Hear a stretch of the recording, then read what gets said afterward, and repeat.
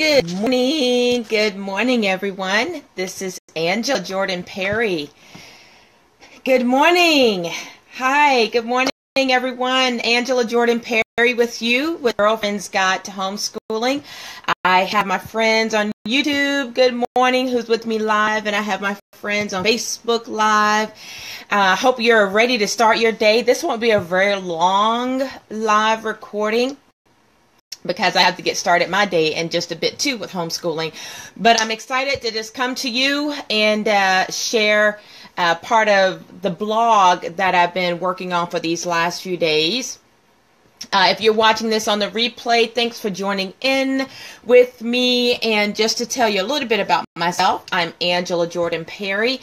I am a wife of 24 years. I'm a homeschooling mom, a brown homeschooling mom of, it's going on 17 years this year. It'll be 17 years. I am also an Option 3 Accountability Association Director in South Carolina, and you can connect with me there on my website at uchunlimited.com, uchunlimited.com. Let's see, what else? I'm a farmer and wear a lot of hats. I'm an entrepreneur, a serial entrepreneur. And I love life. I love encouraging people and just cutting people's learning curves shorter than they will have to be. And that only works for the wise. The wise would catch on and realize, hey, this is a short journey to a learning curve, and I'm going to grasp on it. The unwise will just want to figure it out themselves and just say, hey, whatever. Sometimes that's true, sometimes that's not. Sometimes you just like to be a pioneer and jump into untreaded waters and just get it done. So in some ways I'm like that. I don't think that's being unwise, but it just depends. So anyway, today's conversation that I'm looking forward to connecting with you all on is in regards to setting boundaries in your homeschooling day. So setting boundaries in your homeschooling day, and what does that mean and what does that look like? Well, the short of it is, let's see, I can see you chatting there. So as you join me, you can chat in. I know this is a little bit early for some moms. It's early for me, but this is the best time that I can find in my schedule to make this happen.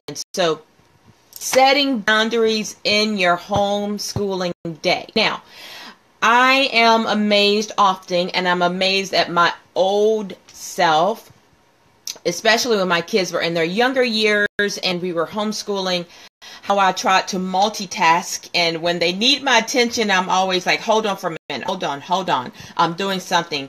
And that was before the time of your cell phones, when all you had to do is just get, sidetracked with texting or getting on Facebook or social media, scrolling or what have you.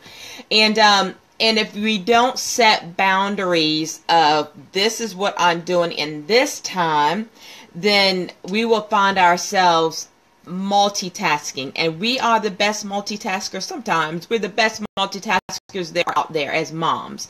We are trying to get 3 things done for that short limited time that we have.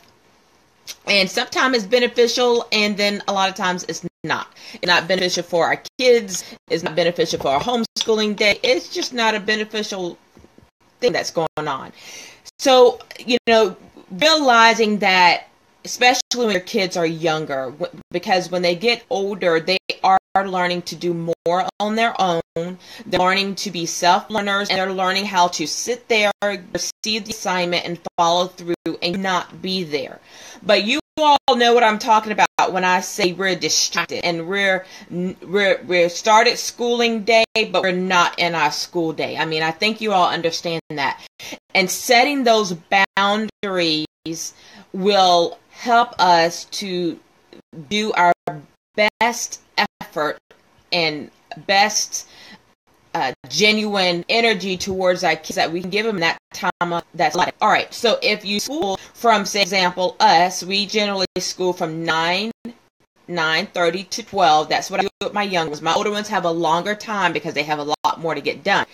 So if I am schooling from 9 to 12 o'clock, right? But part of that time, I am sitting in front of my computer and I'm scrolling and I'm doing this, that, and the other. Or I am busy, away, full of my time and energy cleaning while my little ones are trying to work. Then I have not done the best I can do in that few hours of time that I have with them.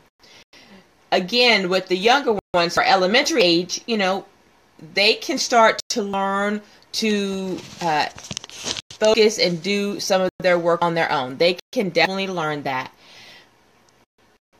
But also, as homeschool moms, parents, we have to realize that a certain time, 9 to 12 is that time. So I'm not going to be totally engrossed, engaged in television. I'm not going to be engrossed. That's the best word, engrossed. I'm not going to be engrossed on doing live feeds, unless it's a short one showing my kids doing schoolwork, and then I'm back to being focused on that schooling time. I'm not going to be engrossed at, reading a book where reading the book is the focus and my kids are just there, may interrupt time. That's the flip of it. I'm not totally engrossed and now this is my hour to also clean up my house while I'm schooling them. You're not engrossed in something that's totally stealing their time.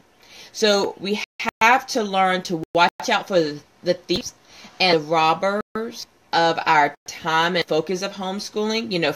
Friends who want to come and chat and hang out, chores that need to get done, books that are great to read. Now, I will bring a book out to read in between when my little ones are doing something, but when they're done, my book away and I'm checking what they're doing. My attention is not so focused on the Facebook time at all. I have to close my computer. Now, I'll go through some things that you can do to set those boundaries in just a second. But, really, you're not allowing yourself to be engrossed in something other than being with your children. That's what I'm trying to say. When your kids are older and they're in high school, so I have both worlds. I have a kindergartner, 3 third graders. I have a 6th, 7th grader. And then I have a 12th grader. Now, the 12th grader, she is on her own, and she knows what she needs to do, and she gets it done. Yay. My 7th grader, I give her instruction on the work, and then she goes and get done. And my 3rd graders, I go through the instruction with them, and then I sit them all at the table, and they're doing their work. And my kindergartner, he needs me a little bit, but I'm working on giving him instructions, and he does it. But I'm right there to keep an eye on that. So if I'm totally engrossed, I know that 9 to 12 is my time. So I'm not trying to answer the phone. I'm not checking. Well, oh, my computer went away. Uh-oh, sorry. My computer just turned off. I'm not sure why. It looks like the battery's dead. Okay, well, I'm not sure what that's all about. But anyway, if I am, I am with them and I'm schooling and I'm just not doing all those other things. So some boundaries that definitely can be set is, leave your phone in your room. I just don't answer my phone during that time. I'm not going to answer the phone during that time of schooling. I may have a quick few moments to look at an email that came in, but I'm actually not trying to respond to the email. There's some chores that can be done, but I'm only going to do it. It can take a minute or two, and then I'm back focused on what they're doing. If they're doing their work now, everyone has their instructions, everyone doing their work, then what I'm doing, I'm either writing something or doing a quick look at a read or something, but I'm not allowing those thieves and robbers to steal my time, that my kids would know that my mom is not totally engaged with me. She is doing this or that and the other. Now, when you have older ones, it's a whole different ball game. When all you have are older ones, then it's fine to have the opportunity to go off and do those things, but don't be so engrossed in it that you forget it's your homeschooling time. So that's my encouragement to you. Set the boundary so you don't feel like I'm torn in all these different places. And homeschooling, what did I do for homeschooling? And then we left homeschooling. We didn't even finish homeschooling because I got sidetracked in all these other things. I just talked to quite a few moms, and they're just trying to figure out some not easy is not the word, a way that will be most efficient in their schooling day. And when you hear what they're doing or see what they're doing, you figure out, hey, you're allowing these things to rob you and not give you the best, you're not getting the best bang for your money and your time in your schooling day. And all you have to do is change just a few things that will make it work and make your day run smoothly and efficiently. I've also just heard of some situation where all the parent is doing all day is on social media and they're homeschooling. That's crazy. It's just not going to happen efficiently. And your kid's going to know that you're not engaged with them. And at the end of the day, you should know that you're not engaged with them and you're robbing them as you're being robbed of your time, focus, and energy. So as homeschoolers, we have to keep a balance in all things in life. We keep a balance. And sometimes that balance can teeter one way or the other. And we got to always try to keep it this way. Keep it, being balanced. Perfect is this. We're not even moving. But, we don't have a perfect balance all the time. But we have to be aware of making it balanced. So I hope that you receive some value from this. Know that our first duty is our homeschooling journey. That's our first commitment, making sure our children are educated.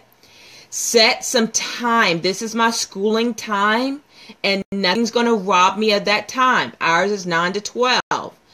By 12, I'm ready to transition. And as they get older, it's going to have to expand. But as that time expands, they also will become more independent learners. Set that time. Turn off your phone. Don't get on social media because you know that it's going to suck you in and you're going to be stuck in that moment. Leave your phone in your room. Turn off the ringer.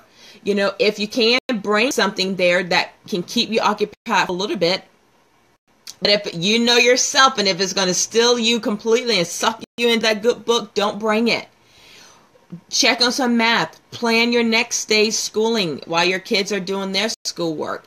Keep an eye on them. Be available. Be engaged. Be aware of what they need. Okay? So, hope you receive value. You can read more on this blog post at UCHUnlimited.com.